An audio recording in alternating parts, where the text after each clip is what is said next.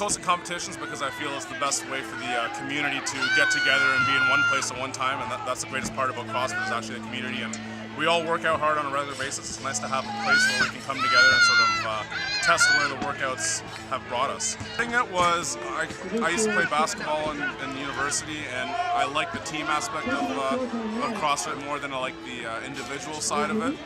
So we hosted our first team challenge 4 years ago, and we wanted to make it something where everyone can contribute. Running competitions is a lot of work.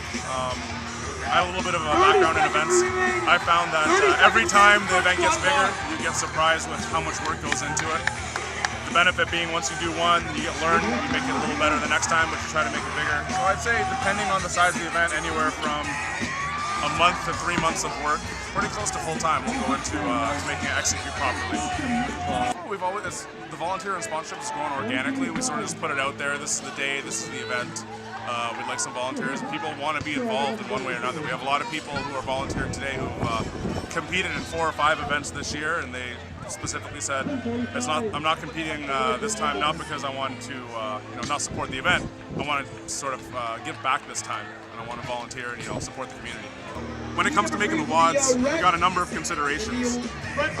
One of them is I really try to keep them sort of as pure CrossFit as possible. I know a lot of the trend has been to sort of sexify stuff up, but I really like the sort of old school CrossFit.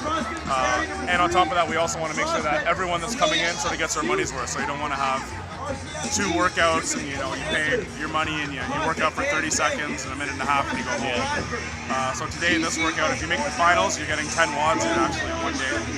They're all little short WODs, but you're getting your money's worth. So we really try to make it, especially with the team challenge, accessible for everyone. So for example, one of the mini WODs we have is muscle ups and double unders. 5 muscle ups, 50 double unders, AMRAP 6. And sort of the reason we came up with that is that we want to have people who aren't able to do muscle ups to still be on a team. And they can do the double under portion of it while you have a strong athlete who does muscle ups, do the muscle up portion of it. So we really want to make it sort of very team accessible and not make it where everyone has to be awesome, but to get people out and sort of get the spark of competition in them near the end of the year so they can sort of get serious and train for the Open in February. Often people will look at a big event and be like, man, there's 100 teams and how much was registration? So we take 100 times this. Holy crap, I'm rich.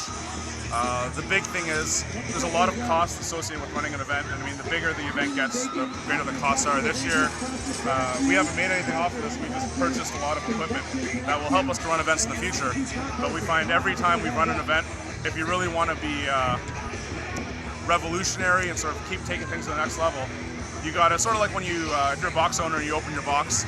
I almost find there's kind of 2 kinds of box owners. There's ones that are trying to make money off it right away, and there's ones that are sort of investing into the future. You're buying new equipment, you're getting a bigger pull-up rig, you're getting more bumper plates and whatever. And I think the key to running successful events is to sort of invest all that back in. So it's not about making a dollar. It's about making the event an awesome experience.